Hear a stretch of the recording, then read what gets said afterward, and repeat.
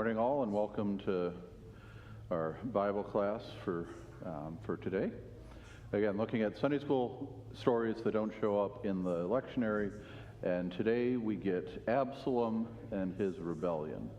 Now, we're starting a bit late, so we might skip through things. I did have some handouts on the blue chairs in the back.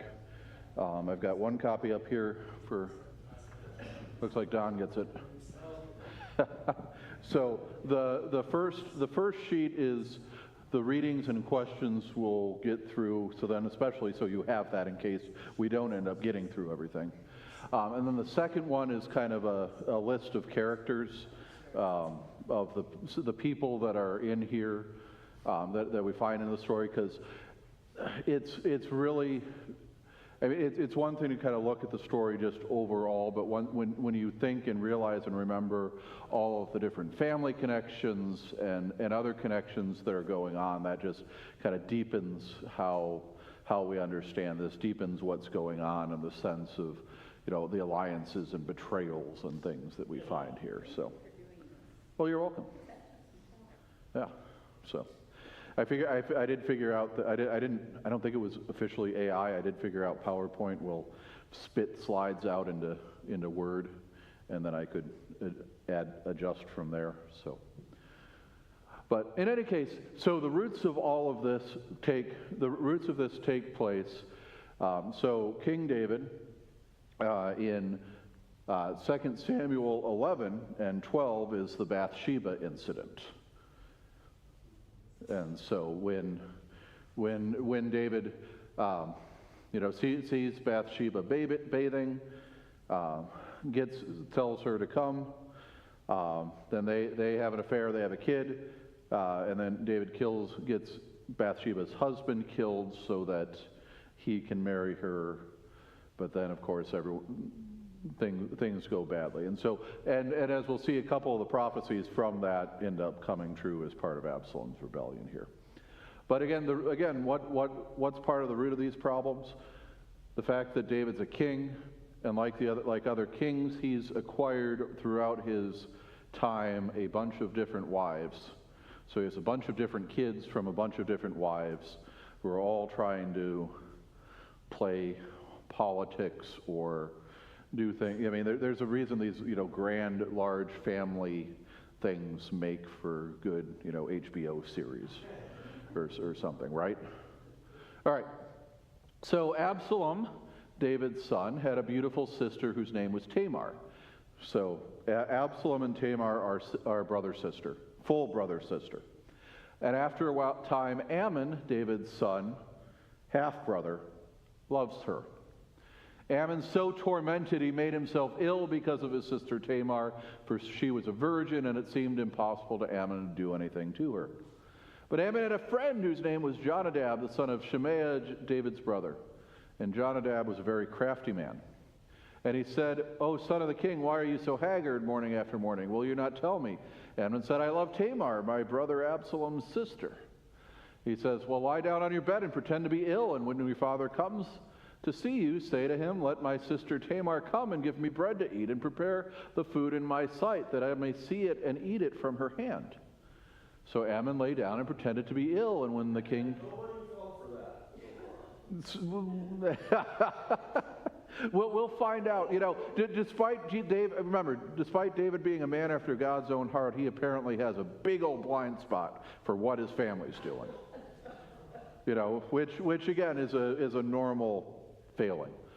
"Let my sister Tamar come and make a couple of cakes in my sight that I may eat from her hand." And David sent home to Tamar, "Go to your brother Ammon's house, prepare food." So Tamar does so. And she took the pan and emptied it out before him, but he refused to eat. Ammon said, "Send everyone out from me." So everyone goes out, and the two of them are left alone. Ammon said, "Bring the food into the chamber that I may eat from your hand." Took the cakes, brought them into the chamber. When she brought them, he took hold of her and said, "Come lie with me, my sister." She says, "No, my brother, do not violate me, for such a thing is not done in Israel. Do not do this outrageous thing. As for me, where could I carry my shame? And as for you, you would be as one of the outrageous fools of Israel. Now please speak to the king, for he will not withhold me from you." So she's saying, at least if you're going to do this, we'll do it right, but don't just take me now. But he would not listen to her, and being stronger than her, he violated her and lay with her. Then Ammon hated her with a very great hatred, so that the hatred with which he hated her was greater than the love with which he had loved her. Ammon said to her, "Get up, go." She said, "No, for this is wrong. Sending me away is greater than the other wrong that you did to me." But he didn't listen. Put her out of my presence. She was wearing a long robe with sleeves, for thus virgin daughters of the king were dressed. Servant put her out, bolted the door after her. She put ashes on her head, tore the long robe, went away crying as she went. And her brother Absalom said to her, "Has Ammon your brother been with you? Hold your peace, my sister. He is your brother. Do not take this to heart." So Tamar lived a desolate woman in her brother Absalom's house. When King David heard these things, he was very angry, but Absalom spoke to Ammon, neither good nor bad, for Absalom hated Amnon because he'd violated his sister Tamar. All right, so birth order. Amnon's firstborn, Absalom's third. Only half siblings, they have different mothers. And I'm trying to remember off the top of my head who their mothers are, and I forgot to write that down. But I don't think so. No, Abigail's involved, but she's not here. All right, so what's that really love Ammon had for Tamar? Lust. Seems to be lust, right? How does Tamar's advice make Amnon's sin more clear? Again, okay, if we're going to do this, go talk to the king first, and then we'll see. Then so then we do this right. So she knew full well, so did he. Right. So she's at least saying, she doesn't have much power here. She's at least playing the card she has, of let me get out of here. We'll do this and see.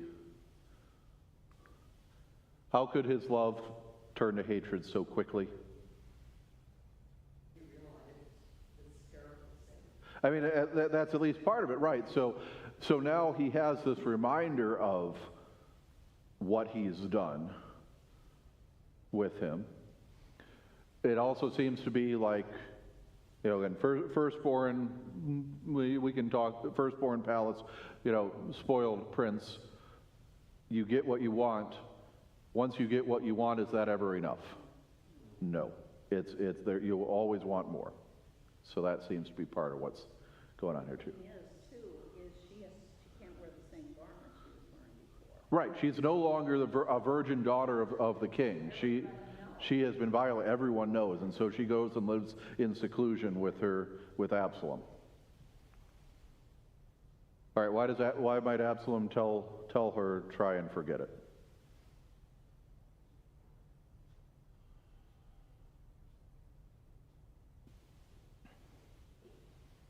Uh-oh. I'm just thinking of today's current powerful families and Yep. how they keep all that within. Mm-hmm. So they keep their Right. power, they keep their whatever. Mm-hmm.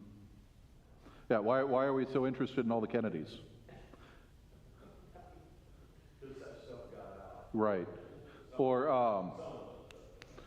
who is it? There's someone who was married to Gavin Newsom who's now married to a Trump son. I can't remember who it is, but I mean, we've still got this weird, these things, or you watch, House of the Dragon, on HBO, because it's this huge incestuous family. Except the only difference between them and this is they have dragons on HBO. And so it's all this inner family politics that makes it almost worse because it's within a family. And so here, at least, I think part of it is that Absalom knows he can't do anything quite yet. Again, he's just thirdborn. Amnon's firstborn. They can't really do anything yet. So all that he can do is just offer her. Yeah. So he offers her refuge, at least. Yeah. And what's wrong with David's reaction here?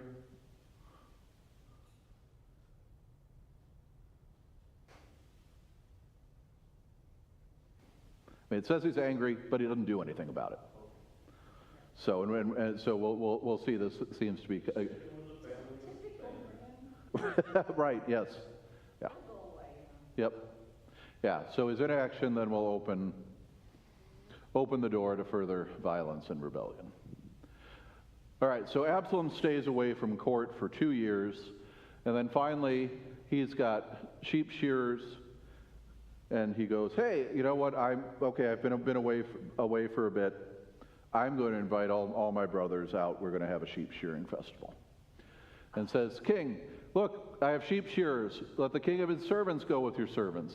King says, no, let us not all go with you, but we don't want to be burdensome. But Absalom pressed David. David wouldn't go. Then, well, at least let my brother Amnon go with me. And King said, why should he go with you? But he pressed until all the king's sons go. Again, we're going to shear some sheep. We're going to have a big meal. Let's get all the brothers together. It'll be great. Good bonding time. Then Absalom commanded his servants, mark when Amnon's heart is merry with wine, and when I say strike Amnon, kill him. Do you fear? Have I not commanded you? Be courageous and be valiant. I did notice when I was reading this, man, this is like what God tells Joshua. This isn't, be courageous and strong and courageous. But in any case. All right, so the servants of Absalom did to Amnon as Absalom had commanded. All the king's sons arose, and each mounted his mule and fled. All right, so Absalom's servants kill Amnon at the party, and so everyone gets on their mule and runs away. Apparently apparently David, I got too many sons. You're all getting mules, no race horses this time. But so they all have mules. Yes. All right. And while they're on their way, the news came to David. Absalom struck down all the king's sons, and not one was left. The king arose, tore his garments, and everyone's standing and tearing garments. But then Jonadab, the son of Shemaiah, David's brother, crafty one who got Amnon and Tamar alone in the first place. Let's not suppose that they've killed them, for Amnon alone is dead. For by the command of Absalom this has been determined from the day he violated his sister Tamar. Now therefore let not my lord the king so take it to heart as to suppose that all the king's sons are dead, for Amnon alone is dead. But Absalom fled. The young man who kept watch lifted up his eyes and looked, and behold, many people were coming from the road behind him by the side of the road. Jonadab said, behold, the king's sons have come, as your servant said, so it's come about. As he finished speaking, the king's sons came, lifted up their voices, and wept. King also and all his servants wept very bitterly. But Absalom fled and went to Talmai, the son of Ammihud, king of Geshur, and David mourned for his son day after day. Absalom fled, went to Geshur for 3 years. The spirited king longed to go out to Absalom because he was comforted about Amnon since he was dead. All right. So why does Absalom wait 2 years to enact his revenge against his brother? He didn't want to get killed, right? Yeah, he can control everything. And also, in theory, it seems to think he's at least lulled some people into a false sense of security by this point. So, and why does he invite David when he really wants to kill Amnon? Same thing, well, complacency. Well, no, I'll invite Dad, but oh no, big brother can go. Okay, sure, this is fine. And again, 2 years, everyone else might have forgotten. Absalom hasn't. All right. Why would there be rumors claiming that Absalom had killed all of David's sons instead of just Amnon? Well, again, seems to be pretty chaotic at this point. So. Sort of like the conspiracy theories. Right. That was the story. Yeah. That went around. Yep. That was the story. So one of our really good news sources was that worker right back there. Right. Yes. Exactly. Yep. All right. There's a few fun, good paintings of the death of Amnon here. All right. A sheep shearing party is usually a dangerous thing. Right. Yeah. Yeah. A lot of sharp objects. Yep. They could have almost done like a stage Right. I mean, they could have if they wanted to, but instead they kind of recognized and made sure that everyone knew what was happening and why it was happening. All right. And Which son is David mourning for here in verse 37?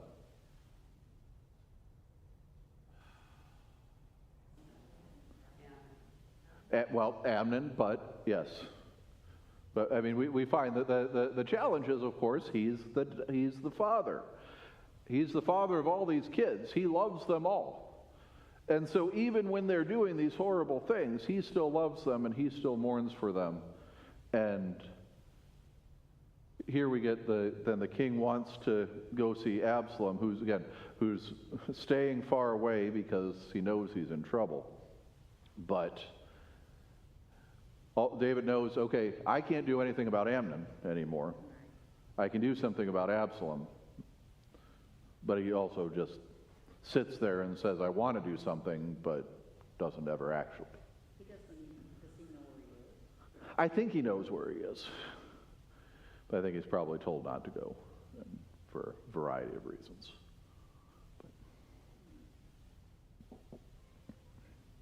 All right. All right. So, skipping a bit. Now in Israel there is no one so much to be praised for his handsome appearance as Absalom.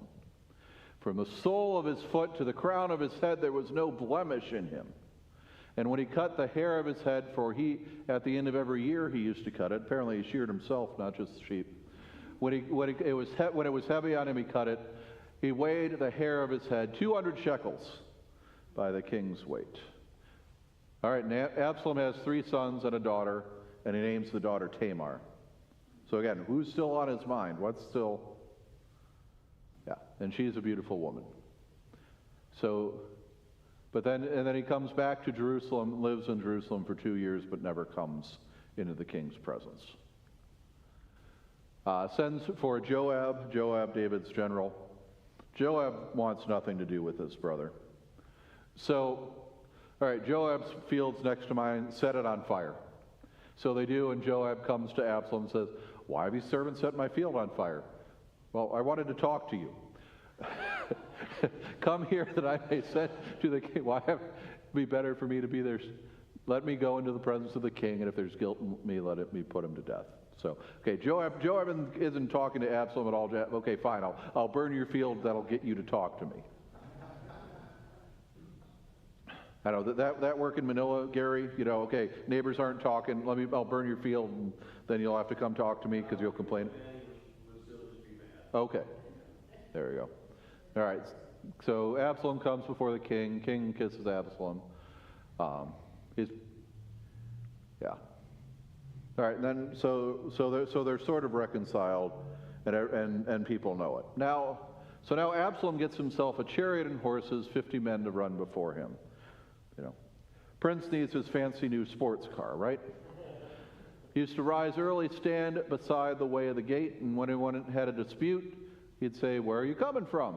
Said, "I'm from here." "Well, see, your claims are good and right, but there's no man designated by the king to hear. But if I were judge, then everyone could come to me and get justice." And whenever a man came near to homage, he'd put his arm, take hold of him, and kiss him. Thus Absalom did all of Israel who came to the king for judgment. So Absalom stole the hearts of all the men. So people come to Jerusalem to see the king. Absalom gets up early, hangs out at the gate, says, King won't do anything for you. If I were king, things would be different. And at the end of 4 years, says, "Let me go to Hebron." For I said, made a vow to the Lord. King says, "Go in peace." So Absalom goes up to Hebron. But he sent secret messengers saying, "As soon as you hear the sound of the trumpet, say, Absalom is king in Hebron." So again, he spent all this time getting people to like him and know him.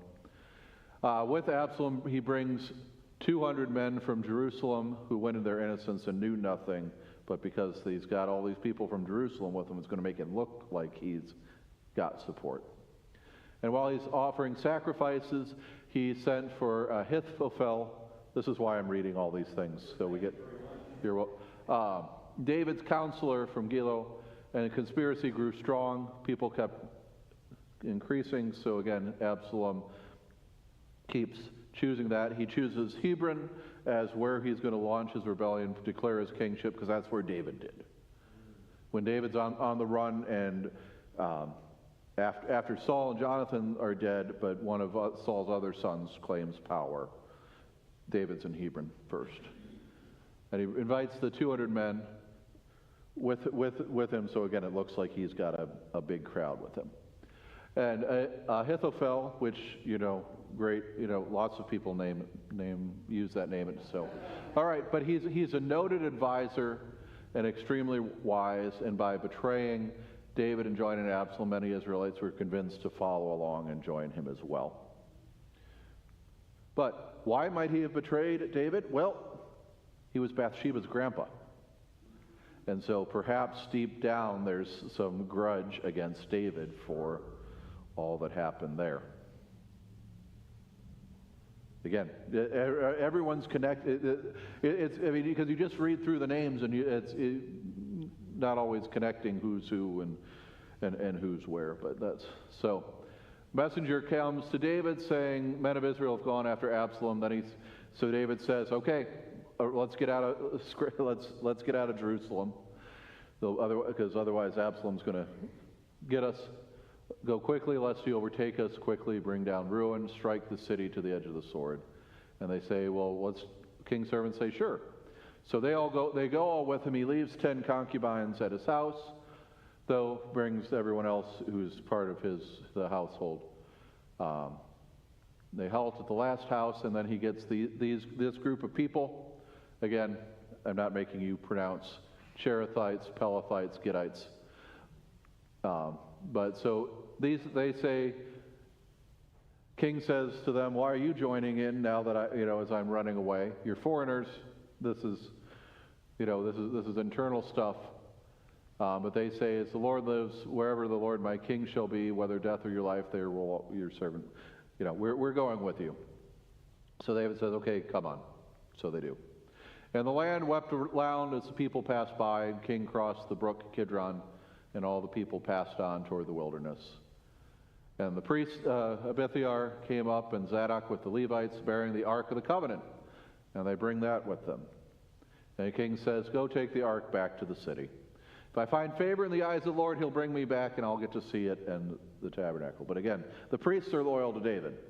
Okay, king's leaving. We're taking the Ark of the Covenant with us, so Absalom doesn't get that. And David says, "We'll see what God wills." All right, go back. You've got two sons. To other priests, keep an eye on things too while you're there. So again, the priests are on David's side. Well, if you're in Jerusalem, I'll at least take advantage of you being there, you being my eyes and ears. David goes, and he's weeping, and everyone's weeping. And then David's told Ahithophel is with them. He goes, "Praise, O Lord, please turn his counsel into foolishness." And then Hushai the Archite comes to meet him. And David says, "Okay, you'll be a burden if you come with me, but go to Absalom.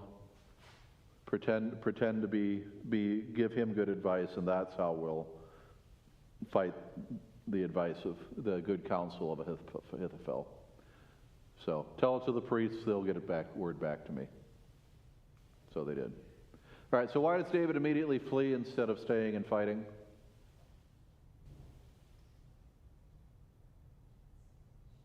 And why didn't he pray to God? But why doesn't he pray to God right away? Okay, that's a good question too. Sort of his Yeah. background. Yeah. He was successful. He didn't want the fighting around the gates of Jerusalem. He didn't do, in a civil war, in a rebellion, the capital is going to be the main place. If he's still there, more innocent people are going to get caught in the conflict. He's been caught unaware, so he's going to get out and regroup and do it. But again, pretty decisive. Hey, Absalom's declared himself king in Hebron. Okay, we're gone. It's very, very decisive. Which is that. So he leaves the concubines behind, kind of in the hopes that then they're not directly part of his entourage. They'll be left alone. We'll find out that isn't quite the case, but that's at least part of his hope. Again, these guys who followed him, they date back from when David was before he was king, living in Gath after fleeing from King Saul. They were non-Israelite troops who'd been with David since before he was king. So they were not loyal to Israel, they were loyal to David himself. And so that's why they're staying with him. And he also knew, then David knows he can trust these brave, loyal, and extremely experienced soldiers. And the Gittites are from Gath, which is where Goliath is from, which is kind of interesting. All right, so again, poetic license, all the land's weeping as David's running away. All right, and yeah. All right, so so Hushai, again, David prays, and then Hushai comes up. He's the answer to David's prayer to ruin Ahithophel's advice. He's a Gentile, member of David's court, trusted advisor. With him remaining high, he'd think that Hushai had abandoned David, not suspect that he was a spy to sabotage the advice. So, all right, so then Ahithophel tells Absalom, okay, there's 10 concubines, go take them. Prove you're the king. This is the king's property. You show you're the new king by taking the king's property. So go into the father's concubines in the sight of all Israel. Also make sure there's no turning back. Also fulfills one of the prophecies after Bathsheba. I will take your wives before your eyes and give them to your neighbor, and he shall lie with your wives in the sight of the sun, for you did it secretly, but I will do this thing before all Israel and before the sun. All right, and then Ahithophel also then tells Absalom, take a select group of soldiers, take David by surprise, kill only David, and then return the rest of the people to Jerusalem. Because, again, David's taken decisive action, gone on the run, but it's not like he's been preparing to be on a military campaign for a while. So he's going to be tired and out of supplies and stuff. But Hushai mentions David's cunning, recalls David's strategies and success in eluding Saul's army, and points out it'll be disaster if the plan fails. So Absalom does the safe advice, says, okay, we'll wait and regroup, then we'll go after David once we're ready. We've got the capital, we win. But Ahithophel commits suicide because he knows that if Absalom didn't take out David right away, if it's a long struggle, David's got experience on his side. And so Ahithophel commits suicide knowing that he's backed the wrong horse here. Psalm 41:9, David wrote in the sting of this betrayal, or perhaps this one, even my close friend in whom I trusted, whom I ate bread, has lifted his heel against me. All right, so then David musters the men with it, sets them and gives them commanders, sends out the army, third under Joab, third under Abishai, so he's Joab's nephew, and then a third under Ittai the Gittite. And the king, I'm going to go out with you, but they go, no, if you die, the rebellion dies, or it's all about who the king. You're worth 10,000 of us. Better send us help from the city. So so king stood at the side of the gate. Army marches out. And they said, go deal gently for my sake with the young man Absalom. Again, this is still dad thinking about son. They hear his order, deal with him gently. So David's army wins, battle spreads, forest devoured more people that day than the sword. So lots of people get lost. More people either get at least lost in the forest, if not killed in the forest, than die in the battle, or ran away. Absalom meets the servants of David. He's riding on his mule. Mule goes under the thick branches of a great oak. His head's caught fast in the oak. He's suspended between heaven and earth while the mule kept going. So apparently, real loyal mule. All right, and someone tells Joab, we saw Absalom hanging. What? Why didn't you strike him? I would have given you 10 pieces of silver to do that. He said, even if you gave me 1,000 pieces, I'm not striking down the king's son. For remember, the king said, protect young man Absalom. On the other hand, if I dealt treacherously, then you yourself would have stood it. So, all right, so Joab takes matters in his own hands. He throws 3 javelins into Absalom, and then Joab's armor bearers strike him and kill him. Joab blows the trumpet, and the troops come back because now Absalom's dead, rebellion's over. threw him into a great pit, raised over him a great heap of stones. And so he's got, said, no one's going to remember me. Well, you get a nice pile of stones in the forest now instead of being king. All right, and so we get Absalom again stuck in the tree by his hair. You know, we'll talk about that as kind of a symbol of pride and vanity and stuff over. The only part of the story that I remember. Yeah. Absalom being caught. Right. All right. So then Ahimaaz, son of Zadok, says, let me go. I'll go tell the king. And Joab says, you don't tell the king. Then to the Cushite, so Ethiopian, foreigner, okay. You go tell the king. None of us are going to tell the king that his son's dead. So they go and run. And Ahimaaz says, wait, why are you telling me not to run? I'm going to run anyway. Joab says, okay, fine. All right, so they run. There's two watchmen. Ahimaaz, the watchman recognizes the runner by his gait. He says, good man. All right. So so what happened to Absalom? First guy who Joab didn't want to send runs anyway, has now figured out he's smart enough to go, what happened to Absalom? Oh, it was a great commotion. I don't know.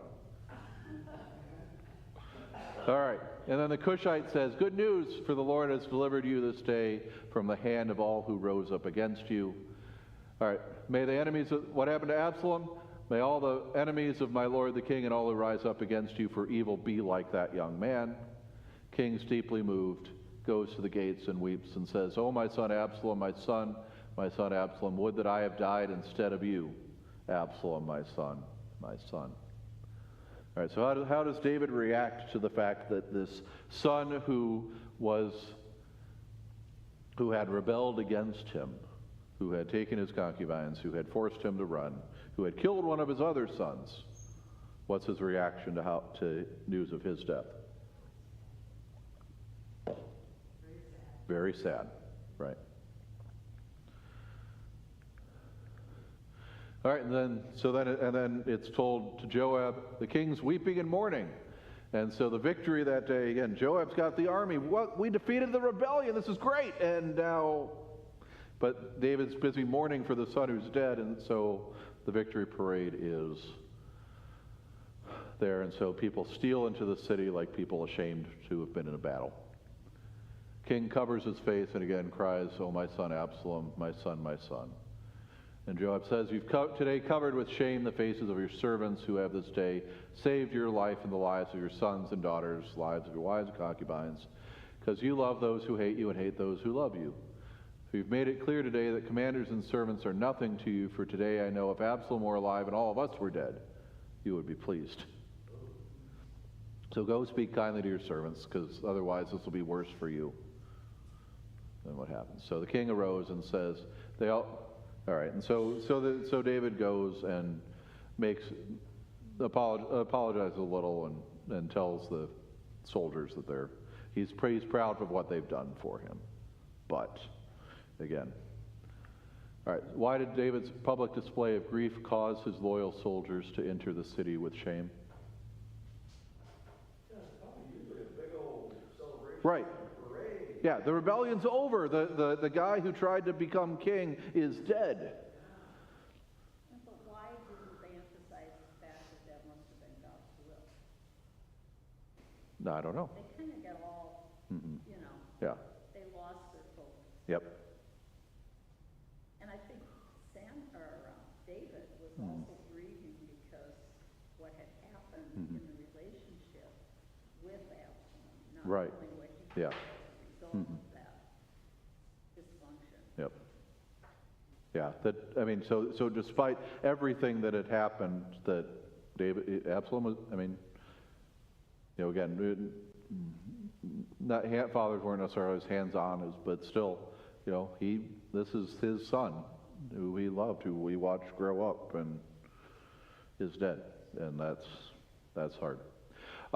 When I was starting to work on this, Pastor Mark dropped in and reminded me, or told me that about when what Pastor Osmond had talked about this story and these words, because when a Lutheran pastor went to talk to the parents of one of the Columbine shooters, that they attended the church very briefly and very sporadically, but no one else was. Everyone else is concerned about all the students that were shot and killed and their families. No one's doing anything for the families of the shooters. And so this pastor goes and talks to them, and at the funeral for the shooter, then he uses this as that story. The grief of a father. That yes, they did something bad, but the love of parents is still there, and things. So, all right, we're about out of time. So, any final thoughts, questions, comments? Since there were two Tamars, then there was David's daughter. Yes. So David's daughter Tamar, and then Absalom names one of his daughters Tamar after. Well, even though that was like 100-mile-an-hour, coverage. Yeah. It picked some things up, but it cleared some things up. Okay. Well, good. It did, yeah. Well, great. Well, thank you. Yeah, Don.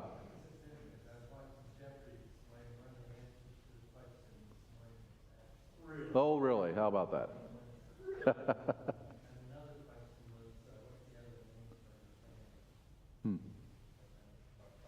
Oh, yep. Mm-hmm.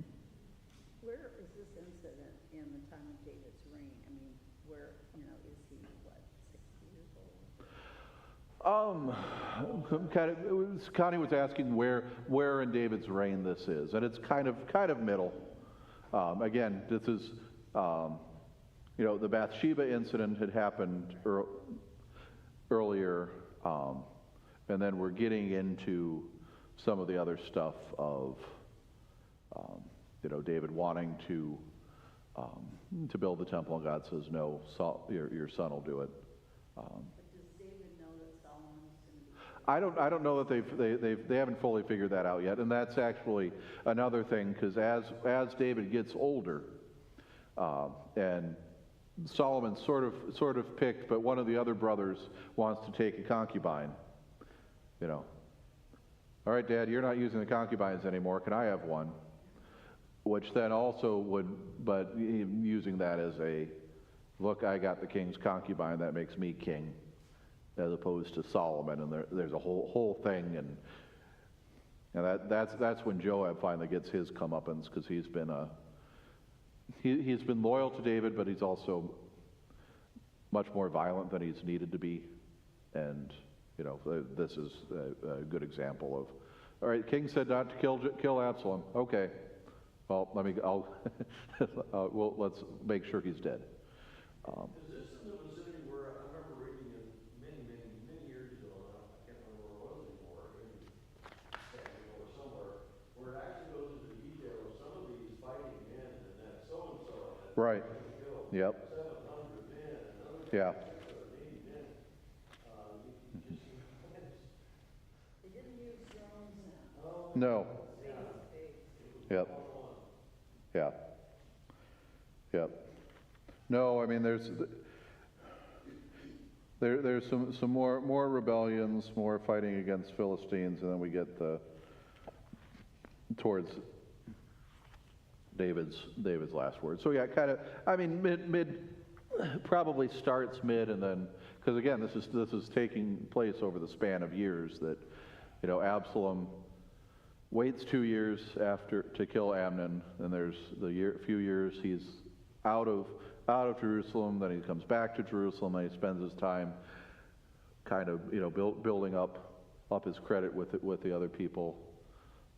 I mean that's about at least a decade span or so. Yeah. So. Right. Yep. Right. I know I'm not king yet, but I'm gonna, when I'm king, everything will be great. Yeah. So. All righty. And I looked, but I forget what Pastor Mark's got next week for for Bible stories, but I'm sure it'll be good. So, all right, thank you all for coming.